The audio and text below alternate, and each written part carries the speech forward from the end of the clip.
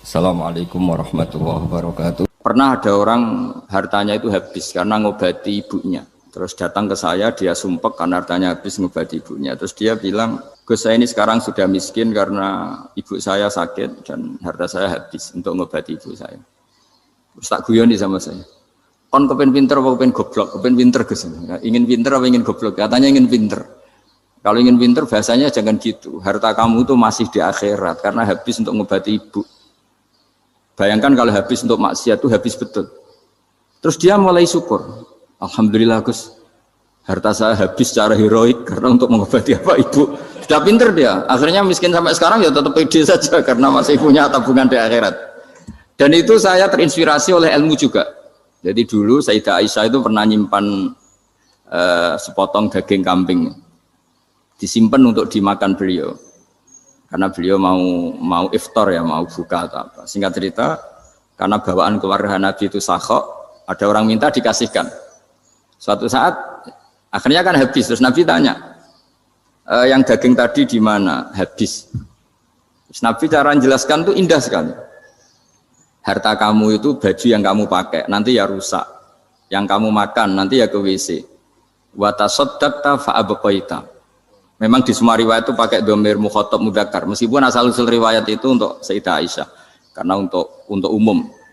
Yang kamu sedekahkan tuh yang masih. Kamu jangan bilang kamu sedekahkan tuh yang habis. Yang kamu sedekahkan tuh yang masih.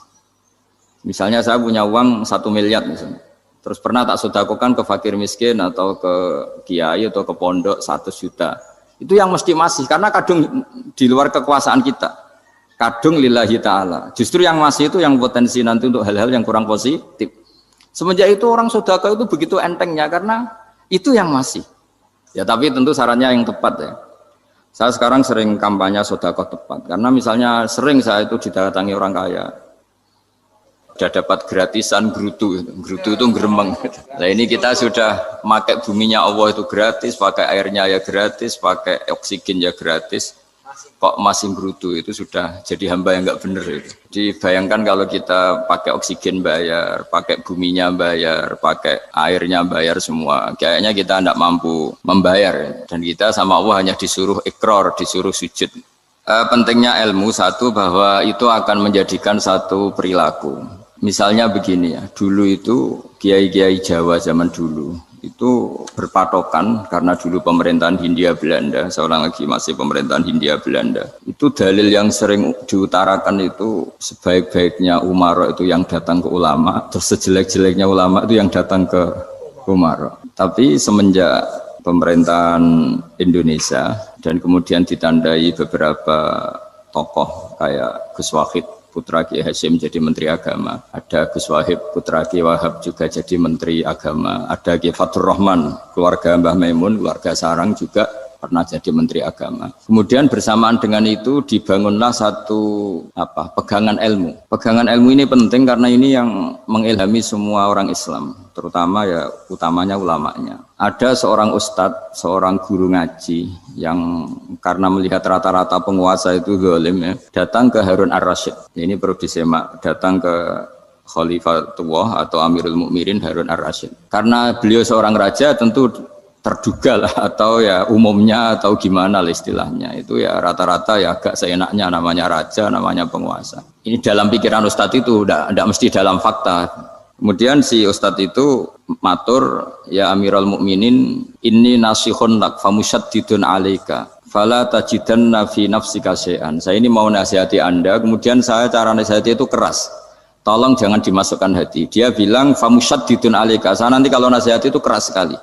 Tolong dimaklumi, karena ini penting, karena Anda harus dinasihati secara keras. Tapi sebelum nasihat itu diutarakan, kata Harun Ar-Rasyid, karena beliau Bani Abbas dan beliau orang alim, termasuk muridnya Imam Malik. Kata Harun Ar-Rasyid, uskut, kamu diam Ustaz.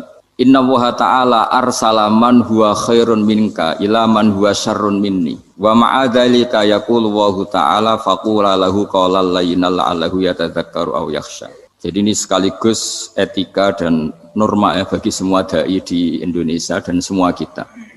Wahai Ustadz kamu diam. Allah Ta'ala itu ngutus orang yang lebih baik ketimbang kamu, yaitu Nabi Musa, ke orang yang lebih jelek ketimbang saya, yaitu ke Fir'aun.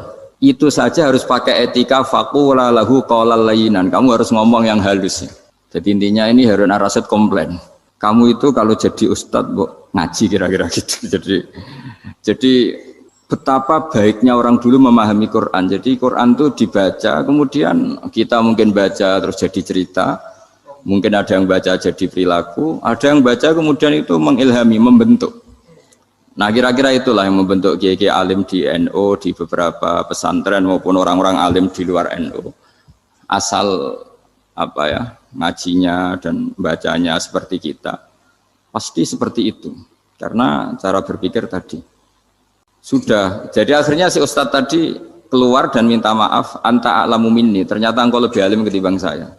Jadi kalimat famusyaddidun alika, saya akan keras cara memberi nasihat, itu yang diket, yang dipotong, yang dibatalkan atau yang diralat oleh Khalifatullah Harun ar-Rasyid. Yaitu dikatakan innallaha ta'ala arsalaman huwa khairun minka ila man huwa syarrun minni. Yaitu Allah mengutus orang yang lebih baik ketimbang kamu, yaitu Nabi Musa, ke orang yang lebih jelek ketimbang saya, yaitu Fir'aun. Itu pun harus faqula lahu qaulal layyinan. Cara berdakwah harus dengan kata-kata yang halus, yang lembut, yang indah. Dan dengan kata-kata itu diharapkan la'allahu yatadzakkaru aw yakhsha. Semoga yang didakwai menjadi ingat. Sehingga dengan kemampuan ilmiah seperti ini menjadi pegangan bersama bahwa kita sebagai dai atau sebagai tetangga atau sebagai sama-sama warga Indonesia, bawaan kita memang harus faqula lahu qaulal layyinan la'allahu yatadzakkaru aw yakhsha. Kemudian dalam disiplin ilmu yang lain, halus itu tidak kuat. Angin itu ya halus, tapi kalau di manage itu jadi kekuatan yang dahsyat. Begitu juga air dan sebagainya. Sehingga tidak perlu khawatir terus kalau dakwah halus itu tidak punya efek yang signifikan. Tidak juga. Allah Ta'ala itu pengelola angin. Angin itu kekuatannya dahsyat. Sehingga Nabi Sulaiman dikasih kekuatan angin dan bisa terbang kemana-mana. Kemudian sekarang jadi teknologi yang banyak memanfaatkan angin. Mulai rem, mulai apa saja. Sehingga dari cerita saya ini kemudian terus kiai-kiai itu membentuk dakwah termasuk di ekonomi dengan cara yang rileks. Nah cara rileks itu satu tentu dimulai dengan ilmu. Misalnya begini, saya beri contoh. Ketika ada orang melafadzkan kalimat la ilaha illallah, tiada Tuhan selain Allah. Kemudian kalimat ini mungkin kalau orang NU baca itu rutin ya, karena kiainya kelamaan ya yang ikut sambil tidur. Ya. Kalau tahlil itu disebut kiai tertentu itu mesti yang belakang, wah suwi itu kalau kiai itu lama itu. Nah kiainya juga karena jadi lakon ya kan lebih semangat karena pegang mic. Biasanya gitu di NU itu. Kalau khotib mesti semangat karena yang pegang mic, yang dengerin mesti ngantuk karena monoton gitu. Karena yang mendengerin sudah tahu pasti nyuruh baik meninggalkan yang jelek. Jadi ilmunya sudah disimpulkan dulu. Setiap yang tidur di masjid mesti tak tanya kenapa tidur. Ilmunya ada perkembangan Gus, nyuruh yang baik meninggalkan yang jelek. Tapi kalau ilmunya agak ada perubahan kan dengar semua pasti nyuruh yang jelek meninggalkan yang baik. Karena watak manusia itu agak-agak suka fitnah, itu suka geger. Tapi kalau monoton itu mesti enggak itu. Tapi yang menjadi pegangan kita, saya ulang lagi, itu ilmu dulu. Saya ulang lagi itu ilmu dulu. Saya berkali-kali menyontohkan, kalau ada orang kafir, orang yang tidak bersyahadat 70 tahun, kemudian dia bersyahadat sekali saja di akhir hayatnya. Itu kata Allah, qulil ladzina kafaru iyantahu yughfar lahum ma qad salaf.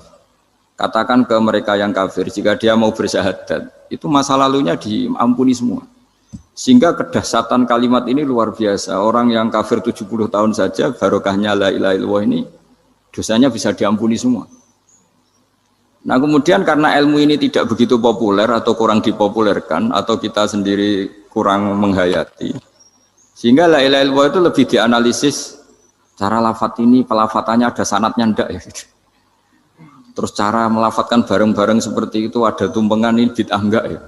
Jadi pertanyaannya sudah tidak tentang keramatnya atau sakralnya atau fadilahnya la ilaha illallah, tapi sudah macam-macam. Dan cara seperti ini ada hadisnya enggak, legal enggak, terus ada sanadnya enggak. Jadi saya mohon semohon-mohonnya untuk teman-teman yang di Al-Iman itu harus ngaji ya. Ngaji itu nanti kamu tahu cara mandang sebuah ibadah atau perilaku atau apa sajalah tahu.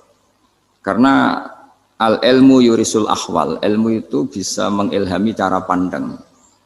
Dulu yaitu saya ulang lagi, ketika zaman Hindia Belanda, karena pemerintahnya Hindia Belanda itu ulama-ulama keras sekali, sejelek-jeleknya ulama itu yang datang ke Umarok.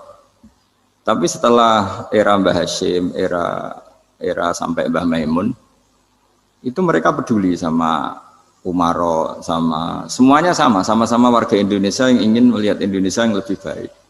Sehingga banyak, ya kakak saya sendiri pernah wakil bupati, terus putra Mbah Maimun wakil gubernur. Ini teman saya Ki Hafid ya bupati. Semenjak itu terus, dan itu nggak lepas dari cara pandang. Yaitu cara pandang diantaranya adalah cerita tentang Nabi Musa yang Allah tetap peduli sama Fir'aun.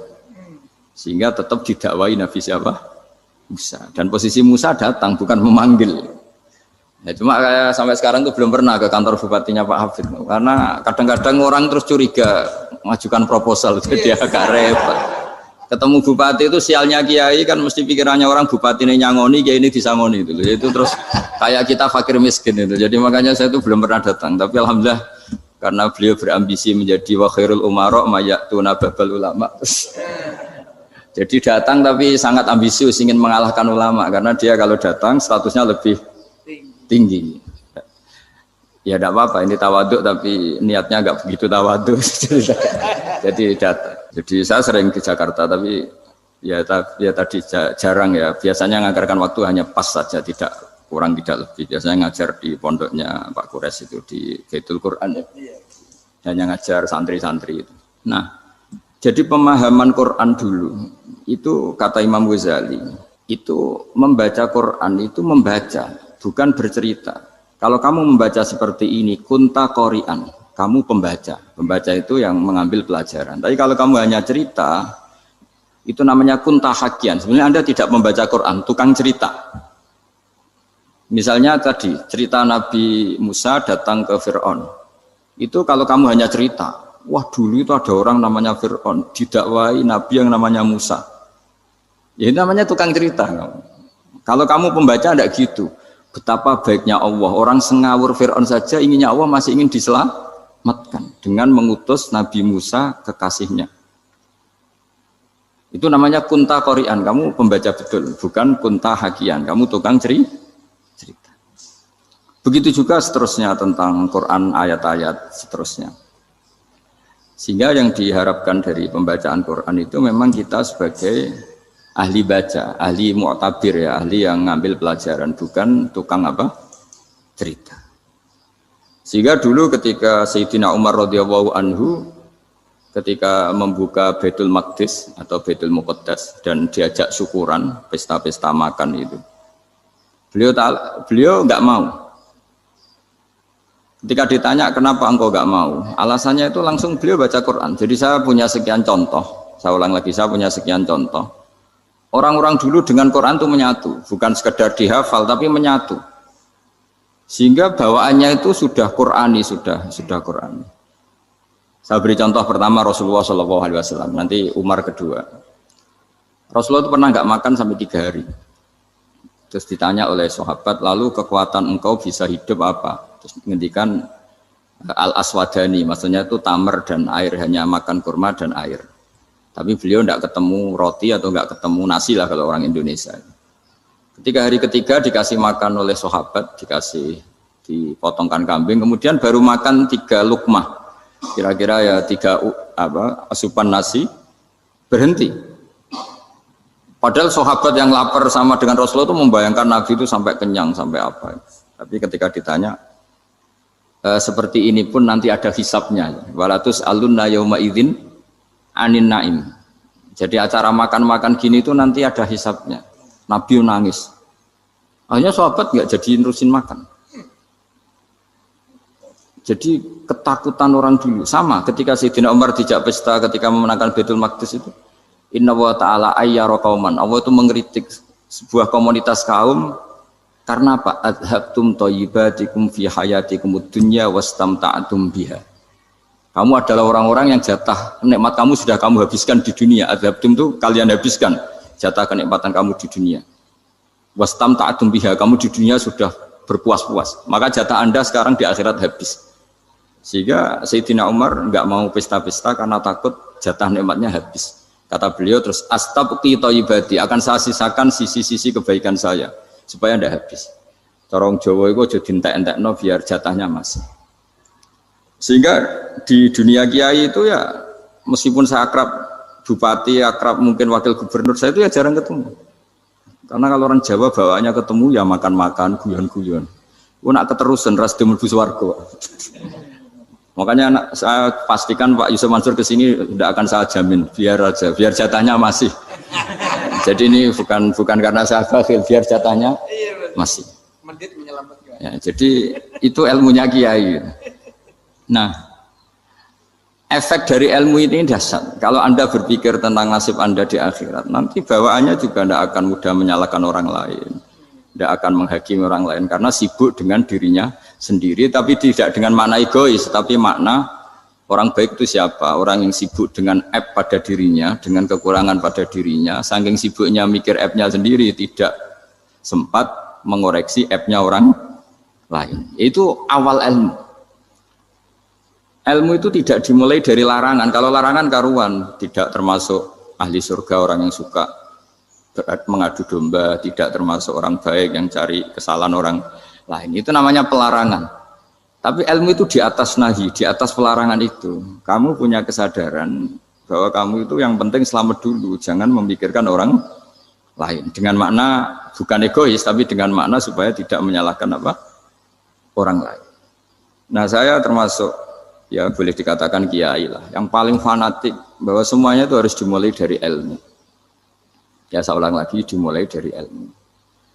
Nah, dari sini kemudian saya berharap Indonesia menjadi damai, menjadi baik. Itu bukan karena kita baik-baik banget ya, tidak mungkin kita ada nabi, tapi karena sudah sibuk dengan memikirkan kesalahan diri sendiri. Sehingga misalnya kita baca Quran, Rabbana dzalamna anfusana, lalu kita langsung ingat betapa hubungan kita dengan Allah itu harus ikrar dulu, merasa zalim dulu, merasa salah dulu. Nah, kalau semua orang merasa salah di depan Allah itu mesti bawaannya enggak mudah menyalahkan orang lain, karena kita bilang Rabbana dzalamna anfusana. Nah, itulah ilmu-ilmu yang mungkin banyak pembaca Quran tapi hanya baca, atau kalau baca ini tok disebut al-haqi, ahli cerita. Yang dibutuhkan tuh al-qari', pembaca kemudian mu'tabir, kemudian mau beriktibar. Seperti yang dilakukan tadi Harun Ar-Rasyid tadi. Inna wa ta'ala arsala man huwa khairun minka ila man huwa syarrun minni. Wa ma'adzalika yaqulu wa ta'ala faqula lahu qaulal layyin. Ini kamu tidak usah memaksakan musyaddid keras sama saya, karena Allah Ta'ala telah mengutus orang lebih baik ketimbang kamu, yaitu Nabi Musa, ke orang yang lebih jelek ketimbang saya, yaitu Fir'aun. Itu saja harus beretika. Faqula lahu qaulal layyinan la'allahu yatadzakkaru aw yakhsha. Dan alhamdulillah bawaan kita sebagai orang timur atau orang Jawa itu kalau mau ngandani orang itu halus sekali. Di antara bentuk kehalusan kata-kata diceritakan di ayat lain. Ketika Nabi Musa ketemu Fir'aun, dawuhnya begini, fakul apa itu yang di juz 30 yang juz di juz 30 ini yang bagian dari, kan tadi hanya fakul lahu qaulal layyinan. Lahu qaulal layyinan itu bentuknya apa? Ya, bentuknya apa? Itu Nabi Musa disuruh ngendikan sama Fir'aun, apakah kamu mau saya nasihati? Fakul halaka ila antazakka. Halaka itu pilihan, hal itu istifham, laka itu otoritatif. Jadi betapa santonya kalimat itu, fakul halaka ila antazakka. Jadi kalau dimaknani model Pak Hafid, model saya ngaji di sarang itu, halaka onoto iku kedue sira, berhak bagi kamu, berhak bagi Anda, apakah Anda berhak loh mendapat nasihat supaya Anda jadi orang yang lebih baik. Halaka ila antazakka. Jadi tidak kalimat perintah, tapi kalimat pilihan. Apa engkau mau saya beri nasihat? Wa ahdiyaka ila rabbika fatakhsha. Dan saya beritahu kamu tentang Tuhan dan kemudian kamu menjadi orang yang baik, fatakhsha, orang yang punya khasyah, punya. Jadi kayak apa kalimatnya itu? Napa jenengan kersa? Itu kalau orang Jogja, orang-orang daerah-daerah yang berada nyuguhi tamu itu kan, ayo makan-makan. Itu kan kayak tamunya itu kelaparan. Masa Pak Yusuf Mansur kelaparan? Tidak mungkin kan? Masa Ustadz terkenal kelaparan kan? Tidak mungkin itu. Monggo, napa jenengan ngersakno? Karena bisa saja tamunya itu tidak kersa, mungkin karena darah tinggi, mungkin karena takut dianggap fakir miskin, macam-macam kan orang tidak. Itu kalimatnya itu halaka ila anta zakka. Kayak apa indahnya dakwah. Halaka ila anta zakka. Itu ada kata laka itu ya terserah jenengan mau enggak. Wa ahdiyaka ila rabbika fatakhsha. Nah, itu yang disebut membaca. Kunta qari'an la hakian. Anda benar-benar membaca Quran, bukan sekadar penceri. Nah, kemudian ini yang terakhir saya juga baru, sebenarnya saya itu enggak pernah bilang sanggup itu, tapi Pak Ustadz Zakaria itu GR terus. Sampai tadi pagi itu saya belum tahu kalau ada acara ini. Ya karena saya kiai, jadi kalau kiai itu kan ingatnya sama Allah saja. Kalau sama manusia itu rontok-rontok lali gitu. Itu bukan memaksa, ya memang lupa.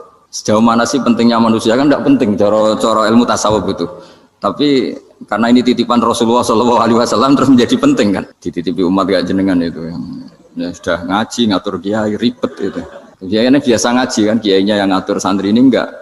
Pak Yai ngaji tanggal ini jam ini itu kan mengabaikan semua aktivitas kiai, padahal jam ini mungkin saya punya jam, mungkin jalan-jalan atau ngaji atau mutolaah atau munajat, gara-gara Pak Zakaria ini kan terus Mas Tamam ini yang provokasi harus ngaji di jam ini, tema ini. Saya itu kalau ngaji ditentukan tema itu, ini memang saya agak keras di bab ini. Itu kayak ibarat gini loh, saya ini dokter, kemudian ada orang yang sakitnya itu jantung, terus bilang ke saya, Pak dokter sembuhkan kukul saya. Wong penyakit ekstrimnya itu jantung, kok bila disembuhkan apa? Kukul. Kan gak penting, sembuh tidak sembuh, kukul itu kan gak penting. Jerawat itu. Kiai itu tahu kesalahan paling fatal manusia itu akidah. Tapi kadang-kadang mintanya ilmu yang tidak akidah, yang gak penting. Jadi kadang-kadang kiai itu ya digurui betul kalau di Indonesia. Misalnya ini tidak nyindir loh, memang marah betul kalau di bab-bab seperti ini. Tapi ini biar jadi ilmu masif, ilmu yang general. Saya ulang lagi ya, Anda jadi dokter, tahu pasien Anda ini penyakit jantung kronis atau sudah fatal lah sudah.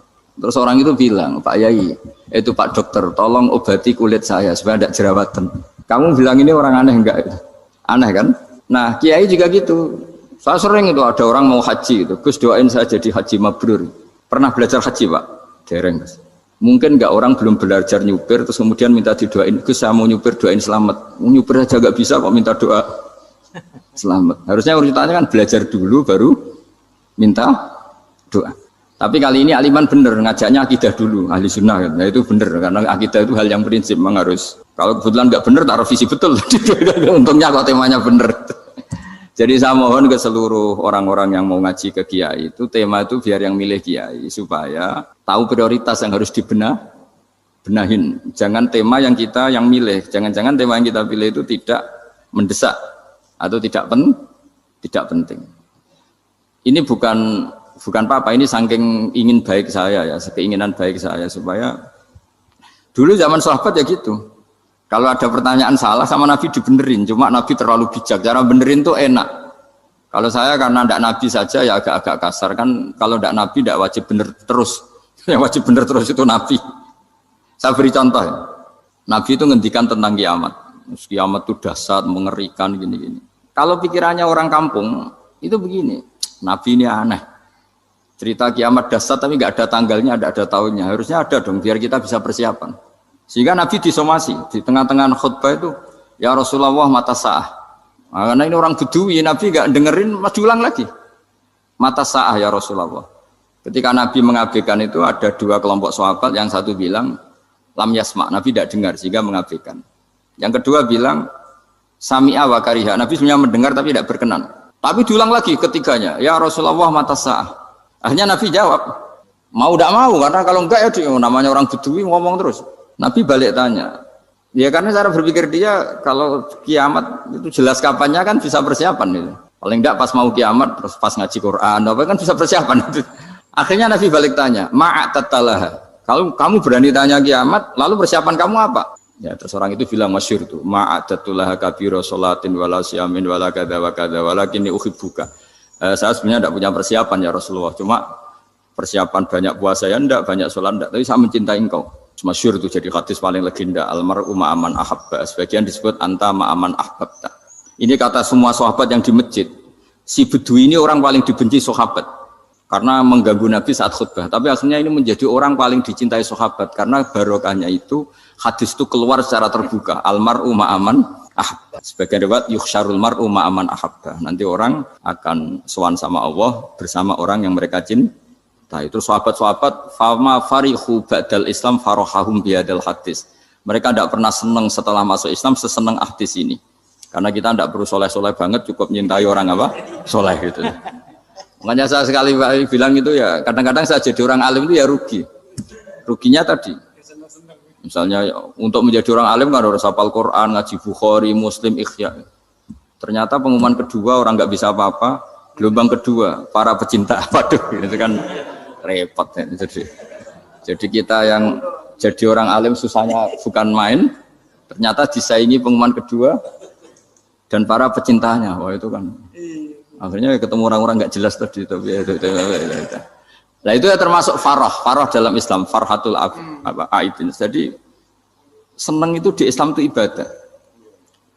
Ya kul bi fadlillah wa bi rahmati fa bidzalika falyafrahu. Senang itu diperintahkan Allah. Saya itu sering di kamar, kadang itu nyun sewu kayak gatelan gitu, apa itu. Ya agak kukur-kukur terus merengut saja malu. Malu saya itu dilihat Allah kok kayak agak ridho itu malu. Ya kayak tadi lah, kamu dikasih rumah gratis. Kemudian pas yang ngasih datang, kamu kelihatan cemberut itu, yang ngasih kan mangkel.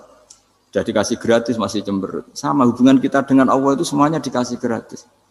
Makanya tabassum, senyum itu ibadah. Kita yang nekuni ilmu hadis.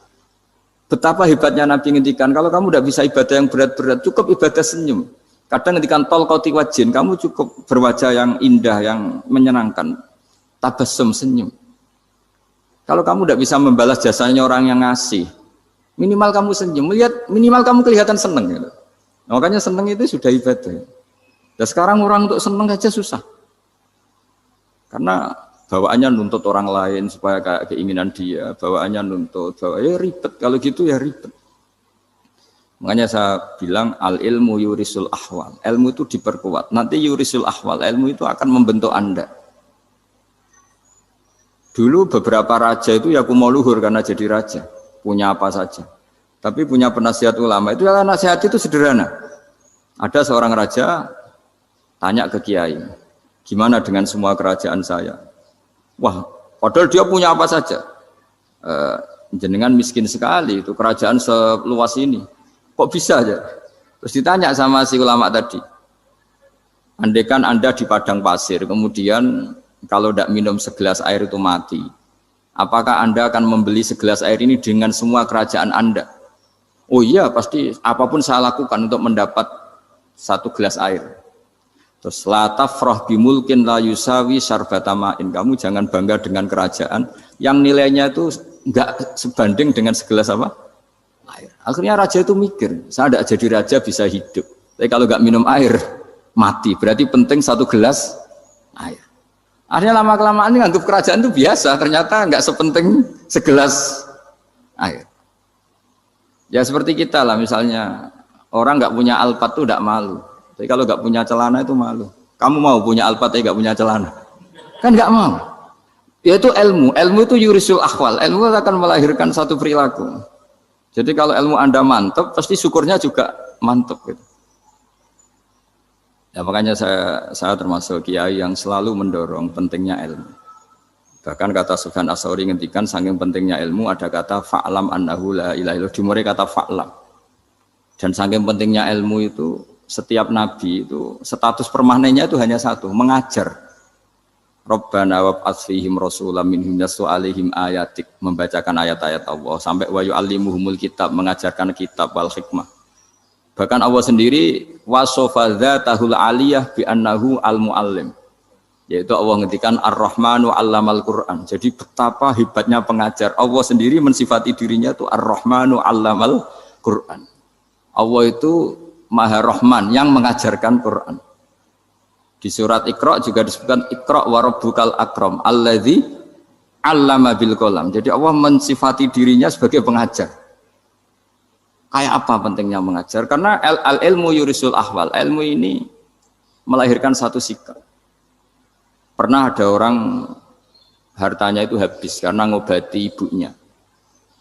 Terus datang ke saya, dia sumpek karena hartanya habis ngobati ibunya. Terus dia bilang, Gus, saya ini sekarang sudah miskin karena ibu saya sakit dan harta saya habis untuk ngobati ibu saya. Terus tak guyoni sama saya. Kon kepen pinter apa kepen goblok? Kepen pinter Gus. Ingin pinter apa ingin goblok? Katanya ingin pinter. Kalau ingin pinter bahasanya jangan gitu. Harta kamu itu masih di akhirat karena habis untuk ngobati ibu. Bayangkan kalau habis untuk maksiat itu habis betul. Terus dia mulai syukur. Alhamdulillah Gus. Harta saya habis secara heroik karena untuk mengobati apa ibu. Sudah pinter dia. Akhirnya miskin sampai sekarang ya tetap pede saja karena masih punya tabungan di akhirat. Dan itu saya terinspirasi oleh ilmu juga. Jadi dulu Sayyidah Aisyah itu pernah nyimpan sepotong daging kambing. Disimpan untuk dimakan beliau. Karena beliau mau iftar ya, mau buka atau apa. Singkat cerita, karena bawaan keluarga Nabi itu sakhok, ada orang minta dikasihkan. Suatu saat akhirnya kan habis, terus Nabi tanya, yang daging tadi di mana? Habis. Terus Nabi cara menjelaskan tuh indah sekali. Harta kamu itu baju yang kamu pakai, nanti ya rusak. Yang kamu makan, nanti ya ke WC. Wa tasaddaqta fa abqaita. Memang di semua riwayat itu pakai dhamir mukhatab mudzakkar. Meskipun asal-usul riwayat itu untuk Sayyidah Aisyah, karena untuk umum. Yang kamu sedekahkan tuh yang masih. Kamu jangan bilang kamu sedekahkan tuh yang habis. Yang kamu sedekahkan tuh yang masih. Misalnya saya punya uang 1 miliar misalnya. Terus pernah tak sedekahkan ke fakir miskin atau ke kiai atau ke pondok 100 juta. Itu yang mesti masih karena kadung di luar kekuasaan kita. Kadung lillahi ta'ala. Justru yang masih itu yang potensi nanti untuk hal-hal yang kurang positif. Semenjak itu orang sedekah itu begitu entengnya karena itu yang masih. Ya tapi tentu sarannya yang tepat ya. Saya sekarang sering kampanye sedekah tepat karena misalnya sering saya itu didatangi orang kaya. Gus, saya ini punya uang banyak, ingin punya masjid biar dipakai orang Jumatan. Terus saya bilang, kamu ingin jadi orang baik betul apa baik versi Anda? Baik betul Gus. Tak ajarin mau, gak tersinggung, mau Gus. Kalau Anda bikin masjid di kampung Anda, masjid terbaik di dunia sekalipun, yang bingung saya ahli fikih. Kok bisa? Kan terjadi 2 Jumatan, nanti sahnya yang mana? Kamu enak aja bikin masjid, kan? Kamu bikin masalah baru bagi kiai fikih di daerah kamu. Belum nanti orang terus migrasi ke masjid Anda karena lebih baik, koriknya lebih baik. Kamu membunuh masjid yang lebih tua, itu nggak sopan sekali, masjid itu sudah lebih tua kamu. Akhirnya mikir, nggak usah Gus kalau gitu, sedekah apa saja yang penting perintah jenengan gimana. Ya sudah. Jadi sedekah itu juga harus dibina supaya kalau orang kan bisa saja kan uang 100 juta itu untuk fakir miskin manfaat, ternyata untuk masjid yang sifatnya aksesoris, untuk lampu yang kristal yang mahal-mahal bukan yang pokok. Itu pentingnya ngaji ya. Jadi lagi-lagi al-ilmu yurisul ahwal. Ilmu itu melahirkan satu sikap. Jadi ketika ada masjid baru, kalau orang nggak bisa ngaji fikih, wow ada masjid baru, masjid banyak. Tapi kalau yang ngaji fikih ngerti ini malah ada masalah baru karena ada ta'addudul Jum'atan. Gimana hukumnya 2 Jum'atan dalam kondisi yang tidak mendesak. Makanya sekarang saya baru kampanye itu. Dulu itu kalau ada masjid banyak itu kan faktornya beda ormas. Beda pemahaman atau agak jauh, masih hukum sosial atau bawaan kondisi. Misalnya di dekat UGM itu ada masjid kampung pertama, bawaan masjid karena ada kantor besar, atau bawaan ada pabrik besar, atau ada sekolahan besar. Tapi sekarang itu ada pertanyaan baru, ada masjid baru karena ada orang kaya ingin bikin masjid, itu gimana itu hukum? Nah, tapi kalau orang nggak nekuni fikih itu ya langsung wah bagus untuk bangun masjid. Bagus piye gene sing kangelan memfikihkan tadi. Nah itu ilmu. Jadi kalau yang tidak nekuni fikih itu ya tidak tersiksa, tapi yang nekuni fikih itu pasti tersiksa karena seperti itu tadi. Ya jadi saya mohon di antara cara kita dakwah secara damai itu dimulai dari Rabbana Zolamna Anfusana. Itu dipakai Nabi, di redaksinya diganti dengan makna supaya kita per individu matur Allah apa ini dzulam tu nafsi dzulman kabiron katsiran. Nah, bawaannya orang mengaku zalim, mengaku salah itu kan sudah tidak sempat mikir salahnya orang apa? Lain. Dan dari sini kemudian dia jadi orang yang tawadhu, yang ubudiyah, yang macam-macam. Sehingga Nabi itu bukan dianggap ya, pasti penjelas terbaik. Terus Allah meredaksikan wa ma tuqaddimu li anfusikum min khairin tajiduhu indallah. Apa saja kebaikan yang kamu sudah berikan untuk Allah sampai akhirat itu ya pasti kamu temukan di akhirat. Terus yang terakhir saya beri contoh orang peminta-minta sa'il. Itu Sayyid Ali Zainal Abidin kalau ada orang minta-minta terus dikasih. Misalnya dikasih ya 100.000 atau 50.000 atau 10.000 sesuai kemampuan yang memberi. Itu marhaban biman hamala zadi ilal akhirah. Saya terima kasih ya, gara-gara kamu minta uang saya jelas sudah sampai akhirat. Coba kalau di rumah bisa saja untuk hal yang tidak positif. Jadi bawaannya itu cara pandang itu rubah. Jadi sebenarnya kalau kita ngasih uang di masjid, ngasih kiai atau ngasih fakir miskin, ya uang itu yang masih, bukan yang habis. Itu watasodak kata fa'abqaita, yang kamu berikan itu hakikatnya yang masih. Karena sudah ada kamu otak-atik lagi, makanya disebut wakaf. Sebenarnya wakaf itu dulu secara makna lughat, saya ulangi secara lughat. Maknanya itu sudah berhenti, wakafun maknanya berhenti. Nah, sedekah itu dari kata sedekah maknanya benar. Orang yang sering sedekah berarti imannya benar. Orang yang uang sudah diberikan berarti dia sudah terputus, wakaf berhenti dari hubungannya dengan dia. Sudah dikasihkan berarti selesai. Sehingga wakaf dan sedekah itu sebenarnya maknanya saling melengkapi. Kemudian orang-orang fikih karena ada disiplin ilmu tertentu, wakaf itu untuk sedekah yang permanen, yang abadi, kemudian sedekah untuk infak. Tapi itu kan hanya istilah-istilah dalam disiplin ilmu. Sebetulnya kalau pakai ilmu yang umum, sedekah ya bisa disebut wakaf, wakaf ya bisa disebut apa? Sedekah. Karena maknanya sedekah itu wakaf. Wakaf itu apa? Qat'u raqabatil malik an hadal mal atau an mali. Hubungan pemilik harta ini terputus dari harta itu. Jadi misalnya saya sudah wakaf tanah ini ke masjid, sudah diterima. Buat saya kepikiran gadekan atau menjual sudah tidak bisa, sudah berhenti di situ saja hubungan saya dengan kepemilikan harta itu. Makanya disebut apa? Wakaf.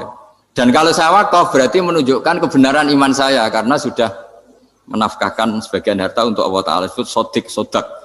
Makanya bahasa Arab itu gampang ya, kalau sodal qaf, sodaqah. Orang kalau bayar mahar disebut sodak karena menunjukkan cintanya. Teman yang setia disebut sodik karena ya benar dalam berteman. Abu Bakar disebut as-siddiq karena sangat membenarkan kanjeng Nabi dan seterusnya dan seterusnya. Makanya Allah sering memberi nasihat, fala taghurrannakumul hayatud. Kamu jangan tertipu oleh kehidupan dunia. Ibaratnya Allah ning pinggirem, dat paling penting, paling pokok. Tapi kamu abaikan. Kamu bilang jabatan penting, teman penting, mitra pejabat penting, komunitas penting. Kamu sampai lupa bilang nah Allah itu lebih penting. Nah, ini sudah mulai kena hijab. Nah, orang yang kena hijab ini nanti tidak bisa masuk surga karena Allah dengan duka marah besar. Allah ngendikan kalla innahum ar-rabbihim yauma idzil lamahjubun. Orang-orang ini nanti ketika di akhirat terhijab dari saya. Karena zaman ning donya ora tau roh aku. Kenapa kok terhijab? Justru karena ada yang diketahui, justru ada yang diketahui. Contoh paling mudah itu copet atau lonte atau koruptor atau apa saja. Misalnya nyuwun sewu orang jadi copet itu kan umur 17 atau misalnya jadi pekerja seks nakal itu kan umur 17 atau 18. Hanya karena pernah mendapat rezeki dari judi misalnya atau dari transaksi yang haram. Terus dia bilang gini, aku nak jadi copet mangan kopo. Aku nak judi mangan kopo. Aku nak gak jadi wong nakal mangan kopo. Padahal dia 17 tahun nyatanya bisa makan, birizkillah apa? Tapi pernah merasakan 1-2 bulan dari rezeki haram, dia menvonis seakan-akan tidak bisa makan kecuali dari rezeki haram. Ya itu tadi, gara-gara tahu nikmatnya uang yang sepintas lewat haram, nyopet atau korupsi, terus menafikan nikmat-nikmatnya. Jadi dari tahu nikmatnya nyolong atau korupsi menjadi tidak. Makanya kalau dalam ilmu tasawuf itu gini Fuad Walian, manusia sekarang itu tidur, kalau mati baru bangun. Jadi cara ilmu tasawuf itu annasu niyamun wa idza matu intahu. Mungkin ada yang hafal tapi ra paham. Jadi rata terang. Annasu niyamun wa idza matu indah bau. Manusa kabeh sak donya iku turu. Nek mati lagi tangi. Mergo kena wis mati iku lagi roh. Jebule sing hak tenan iku sujud ning pangeran. Sing hak tenan iku subhanallah walhamdulillah. Sing hak tenan iku muni Allahu akbar.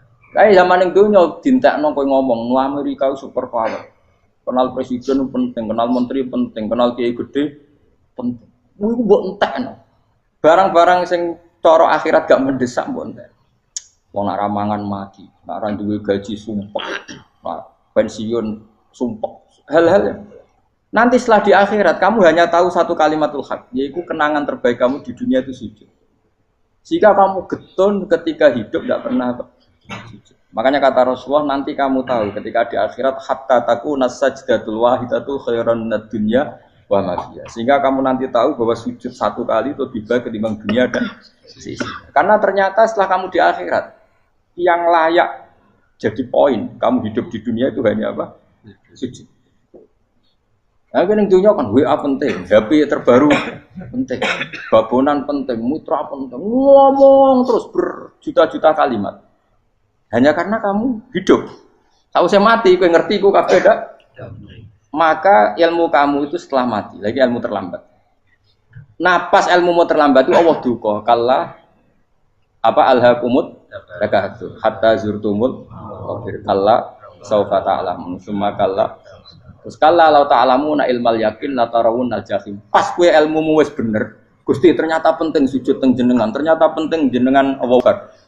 Pas roh pas wayah mlebu neraka, kok wis kecewa. Ya saiki tapi wayah mlebu neraka, roh wis terlambat. Mane tak warai saiki ben ora roh pas wayah mlebu neraka. Kok nak roh terlambat, pas roh wayah mlebu. Sehingga ketika Allah melehno wong kafir, melehno itu mencibir orang kafir. Kata Allah begini. Ini mungkin yang hafal Quran bisa dicek lagi. Fakashafna anka ghita akafa basarukal yauma hadid.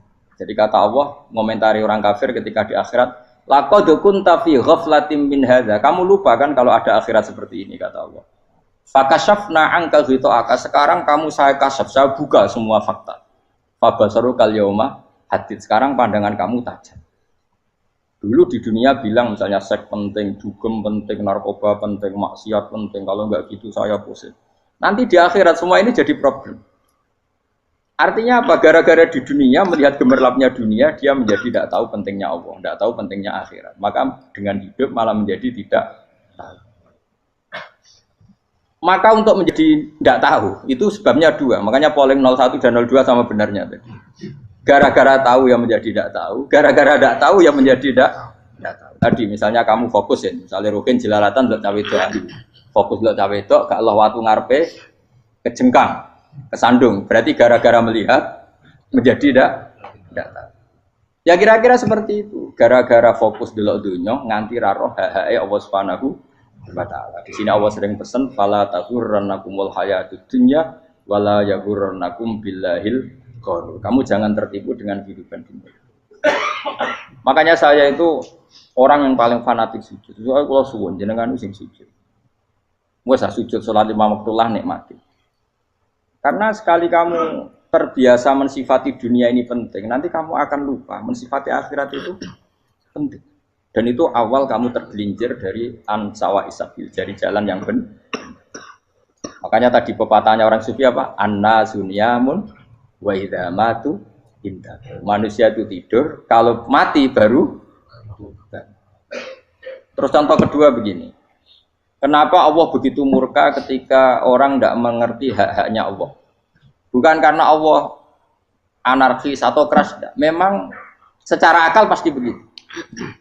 Saya sampai tak beda ini. Ya contoh gampang-gampang saja, tak wari logika. Kalau ada orang buta lewat kemudian nabrak tembok, karena apa? Karena buta kan? Buta itu maknanya apa? Tidak tahu. Akibat tidak tahu, nabrak tembok. Ya kan? Karena tidak tahu. Karena tidak tahu, nabrak tembok. Karena tidak tahu, terjatuh di sungai. Karena tidak tahu, terjatuh di jurang. Sekarang juga sama. Orang karena tidak tahu pentingnya agama, tidak tahu pentingnya Allah, kemudian dia fokus ke duniawi. Akhirnya ya nabrak tembok. Natijanya sama enggak? Saya ulang lagi ya. Orang buta karena tidak tahu nabrak tembok. Orang fokus untuk perempuan cantik atau melihat apa, kemudian dia tidak tahu depannya juga nabrak. Untuk menjadi nabrak itu syaratnya tidak tahu apa tahu. Bisa dua-duanya. Tidak tahu ya sebabnya nabrak, fokus ke yang lain ya bisa. Maka tidak tahu ya sebab nabrak, fokus ke yang lain juga sebab. Nah mata kita, hati kita ini sudah dipenuhi hal-hal yang tidak penting. Sehingga kita lupa dari hal yang penting. Kayak tadi kita mau minum kopi saja, fokus sampai meninggalkan anak main sampai jatuh. Berarti minum kopi sebenarnya tidak satu kebodohan. Tapi ketika membiarkan anak kecil jatuh itu adalah kebodohan. Sebetulnya makan, menikmati dunia itu tidak kebodohan. Tapi ketika Anda melupakan Allah itu menjadi satu apa? Kebodohan. Ini disebut kamu jangan terlena oleh kehidupan apa? Dunia. Nah kenapa terlena? Itu kakean delok. Mulane Nabi itu ora tau delok dunia. Nabi, saya ini tak latih jadi wali, tapi mukadimah. Kulon itu belum pernah delok. Saya pernah punya kakak wakil bupati, punya teman gubernur, teman gubernur banyak tuh. Kalau delok susu ora wani, mergo kuwatir seneng. Nabi itu pernah, Nabi itu jenenge manusia, pernah lewat itu. Kemudian tonggo-tonggone Nabi kebetulan pas pulang bawa unta-unta banyak. Itu Nabi melihat mungkin 0, sekian detik. Itu dilori pangeran. La tamuddanna ainaika ila ma matta'na bihi azwajam minhum zahratal hayatid. Jadi misalnya kayak Rogen misalnya dulu wong numpak Alphard pejabat ono sing bukakno. Enak aja nak jadi wong ngene iki. Kalimat itu direkam oleh Allah bahwa Mustafa pernah ngomong enake dadi wong iku numpak Alphard ono sing bukakno. Tapi kan tetap kirim. Sehingga nanti di akhirat kalimat itu direkam misalnya nanti ternyata yang numpak Alphard misalnya nyuwun sewu misalnya yang numpak Alphard tadi tetap di neraka, kamu ya ikut di neraka. Karena dia menikmati Alphard lali akhirat, kowe yo ngangen-angen kepengen seperti itu. Maka poinnya sama. Kon mlebu neraka bareng. Terus ada orang sujud di musola, melarat sujud. Kowe gak pernah enake dadi wong iku. Padahal sujud itu yang menjadi orang masuk surga. Terus kowe ditakoki ning akhirat. Kowe tahu angen-angen dadi wong sujud mboten nate. Tapi kowe tahu angen-angen mewah nate. Yes, seneng ngono kira-kira gitu. Lha iku latara undal pas kowe roh ilmu yakin, pas wae mlebu neraka. Lha iki mulane tak ajari dini kiat-kiat supaya kira mlebu. Makanya latih melihat dunia kok juga kesuwen. Misalnya di konco jadi pejabat.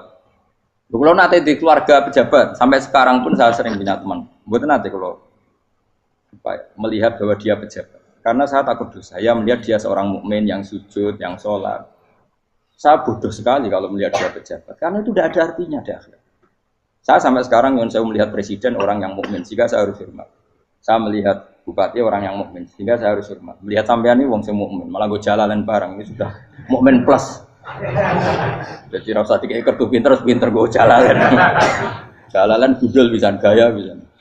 Gudel lu rano mana nih? Oh anu keangger wong bisa maca kitab oh. Just lah. Jadi saya ulang lagi ya. Makanya saya itu nanti kalau sampean alim sudah kayak saya, itu pasti nggak kagum sama sahabat. Sahabat itu, apalagi Rasulullah ya tentu. Sahabat dulu aja yang gampang ditiru. Sayyidina Umar ketika ditusuk oleh siapa Abu Lu'lu siapa? Al-Majusi. Abu Lu'lu itu seorang Majusi.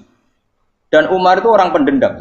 Dia orang pendendam. Tapi tentu karena dia orang baik, ya pendendamnya hal-hal yang baik. Coba kalau kamu ditusuk orang itu dendam nggak? Kira-kira sebagai manusia kan dendam. Itu tanyanya begini sama yang ya taruh sekarang orang dekatnya. Yang bunuh saya tadi siapa? Oh itu Abu Lu'lu Al-Majusi, Hulamul Muhirah. Dia budaknya Muhirah. Majusi, iya ya Umar. Dia sudah mau mati. Itu ngetikan gini, sama siapa alteknya? Alhamdulillahilladzi lam yaj'al maniyati biyadi rajulin sajadalaka sajdah yuhajuni biya yaumal qiyamah.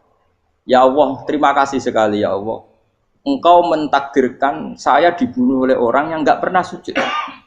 Kalau saja dia pernah sujud, maka dia berhak menuntut saya dengan sujudnya untuk masuk surga. Artinya gini, kalau dia ditusuk orang yang pernah sujud, misalnya Sayyidina Umar kok ditusuk oleh Ruhin, kemudian Umar masuk Ruhin masuk neraka, aku tetap wedi Gusti. Isowai sujudnya dia menjadikan enggak berhak masuk neraka. Artinya Umar saking hormatnya pada sujud itu dia enggak berani Jadi kira-kira kok Umar sujud kowe iku kira-kira rawani maksudno anak kowe mlebu neraka. Piye-piye di kekuatan sujud yang mempotensikan tetap dia masuk surga. Makanya dia seneng, dedame kesampaian. Syukur lah nek sing mateni aku ora tau sujud. Dadi tak patut nang neraka langsung gludeng ngene kira-kira gitu. Saking hormatnya ambek sing jenenge sujud. Tapi kita sekarang enggak rawong ning musala sujud. Ya jeneng wong nganggur. Otak kita ini sudah PKI lah kamu. PKI halus. PKI yang tanpa kartu, paham? Makanya Allah kalau muji sujud, enggak sampean tak latih supaya baca Quran yang benar. Kayak apa Allah bikin Ka'bah? Kayak apa mulianya Ka'bah? Itu dibikin Allah untuk apa? Lil akifina wa satusai warrukais sujud, dan untuk orang-orang rukuk dan sujud. Ketika Allah menurunkan rezeki di bumi dan di langit, itu perhitungannya Allah masih itu asli. Rabbana liyuqimus shalah faj'al afidatan minan nas tahwi ilaihi marzuqhum inasam. Gusti ben nak sujud ku kuat. Piye-piye menungso nak ramangan ra kuat. Nak is kuat dia tenok yo ben sujud. Liyuqimus shalah. Ketika Allah muji orang baik atau ibunal abidunal hamidunas saihuna satrusé arraqiunas sajid. Yang rukuk yang sujud. Karena tadi ketika nanti Anda di akhirat kenangan terbaik Anda di dunia itu hanya sujud. Liyane iku coba misalnya kene akhirat terus video disetel sih. Pas kongkoi-kongkoi ini perapatan. Bariku nglamonem disetel. Mungkin jadi pegawai negeri. Ngayal gajine sakmene, engko sakmene nggo wayo. Wan rekam kabeh. Ora sini-sini wong. Terus tokoh idola sing duwe wae sing tumpakane Alfa di sekretaris saya. Iku mbok neng utakem iku berpuluh-puluh tahun. Dan itu jumlahnya poinnya misalnya 100.000. Bareng idol anu Kanjeng Nabi mau 10%, cuma gayanya mau coba sholawat, tapi sebetulnya agak tahu bayang no ini miskinan, Mbak Amit nih miskinan. Gayanya mau coba sholawat, tapi uteknya orang tahu pengen melarat koyok.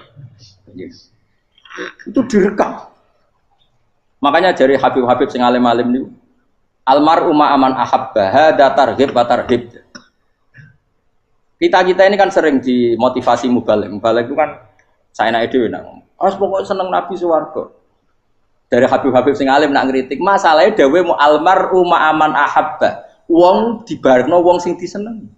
Apa kamu bisa menjamin seneng Nabi saudure seneng wong-wong itu? Jangan-jangan kita lebih berkeinginan seperti orang tertentu yang kaya raya, yang terkenal, yang hebat. Meskipun kowe oleh sana muni seneng Kanjeng Nabi. Jangan-jangan status cinta kita terbukti ke orang itu. Iya toh, misalnya gambarnya pasang neng kamar, puas.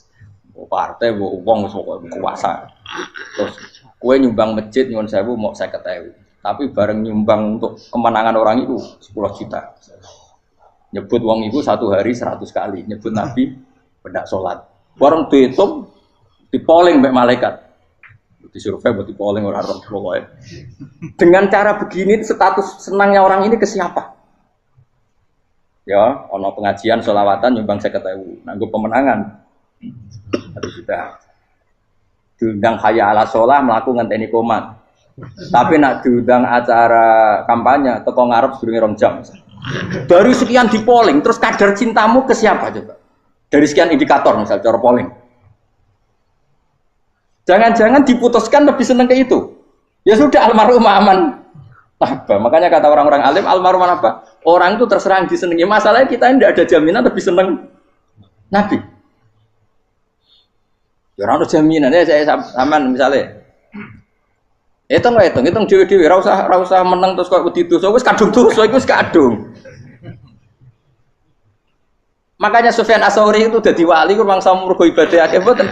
Sufyan Ats-Tsauri gurunya Imam Syafi'i. Dadi wali itu sederhana. Sampeyan tak ceritani orang-orang jadi wali dengan cara yang sederhana. Tapi kan niru copy paste ya, artinya ora apa ya KW lah. Kalau niru enggak apa-apa tapi KW kebaikan. Sufyan Ats-Tsauri itu ditanya, kenapa kamu sedekat itu sama Allah dan Anda keramat? Jadi resepnya begini dok. Saya itu belum pernah ke masjid nunggu adzan. Paling enggak setengah jam, 1 jam sebelum adzan itu saya sudah ada ke masjid. Ditanya, kenapa begitu? Ketoke kok kawula sing elek, moroe ngenteni diceluk. Terus ngerti nak wayahe yak ngono iku Allah nyeluk. Misale saya punya cah dalem atau saya punya karyawan, tiap jam 8 itu buka toko. Nah, gayangno itu juga. Saya punya karyawan tiap jam 8 tugasnya buka. Selalu buka tokonya ngenteni tak panggil. Rohen, toko buka, siap. Tapi besok yang ngono lagi, wis jam 8 buka, siap. Tiap hari gitu, kira-kira ngendarani karwaniku goblok apa sopan? Kira-kira enggak jawab ya. Goblok kritik enggak usah gitu. Nah, Sufyan Atsori tidak mau gitu. Wis ngerti nek Allah ya mono wayahe manggil. Dadi ya kerja malu wis ning kono. Dadi nek Allah hayya ala sholat pun Gusti. Hayya ala sholat pun teng mriki. Lha iku sudah dadi wali. Oh iku saya buat tiru tapi kawe lho, enggak masalah, tapi ini kan resep napa? Lho mangkel lo gak kira-kira. Ana karyawan tiap jam 8 kon buka toko. Selalu marane ngenteni di pagi. Jadi wali dulu tuh punya cara muamalah sama Allah tuh luar biasa. Ya ora usah mbok tiru terus kemen dadi wali wis ra iso kadung salah. Biasa wae. Aku lah nganti saiki ya biasa wae. Aku mau masjid ngenteni mekumat ya biasa wae. Tapi aku kan iso dadi wali lewat jalur liya lah aku ya. Jalurku kan akeh. Mulang ya mari wali, sabar ning coba ya mari wali. Jane ana jalur fikir ya mari wali gitu. Tapi kan loro, fikir loro. Jadi Imam Adil ya wali, di bojo judes iku wali masyhur. Ana wali barokah di bojo judes. Iki ya jalur dadi wali. Wah lebih ngeri lagi. Ngeri tenan antine akhirat aja wedi. Dari anak jote wae gak. Para suami takut istri silakan baris sing wis baris sing wedok. Pak Rene lho tetep meroro. Wah wedi bojo kegawangan ini akhirat bahaya, you know. Terus bahaya wedi bojo nganti kegawan apa? Masyhur jadi cerita-cerita wali guys. Biasa ulang lagi ya. Latih, meskipun dari kecil latih. Makanya kamu tahu kenapa Quran itu kalau ngendikan sujud kayak gitu spesial. Balillah fa'bud wa kum minas syakirin. Jadi meskipun kita di dunia umumnya orang saya makan, saya minum. Saya juga punya istri, punya keluarga. Tapi saya belum pernah melihat anak saya itu sebagai anak saya. Saya kalau melihat anak saya ini teman sujud saya, nanti yang meneruskan sujud saya. Saya tenan kulon bolak-balik ditanya istri saya dan agak-agak marah. Terus Pak, kenapa kamu hormat sama anak sampai gitu? Kalau nanti manja gimana? Kalau terlalu manja, saya bilang itu udah anak saya. Itu nanti yang meneruskan sujud saya, meneruskan rukuk saya. Saya nanti pasti mati. Dan saya butuh di bumi selalu ada yang sujud sama Allah. Dan itu yang paling dalam otoritas saya itu anak saya. Orang lain itu enggak dalam otoritas saya. Jika kita melihat anak itu ini penerus sujud saya, penerus rukuk saya. Kita enggak sudah duniawi sekali. Rumah tanah, anak tua ben di rumah. Kapitalistik. PKI lah pikirannya yang Cina ya ngono. Wong fasek-fasek ning dalan ngono kowe nggawa jalalan ngalor itu Jadi dulu itu kalau para nabi donga fahab li milladunka waliya yarisuni wa yarithu min ahli Yakub, seorang turunan yang meneruskan tradisi sujud, tradisi. Sehingga ulama-ulama dulu kalau dongakno anake ya min ahli sujud wa min ahli Al-Qur'an wa min ahli sunnah napa. Enggak apa-apa kowe seneng donya gak apa-apa. Ora usah tak warai wis seneng dhisik. Paham? Dadi iki ora usah cara Gus Bak rapo, ora usah tarani rapo, wis mbok lakoni. Makanya kula suwun sangat, sujud itu luar biasa. Nanti kamu di akhirat kenangan terbaik Anda di dunia adalah pernah apa?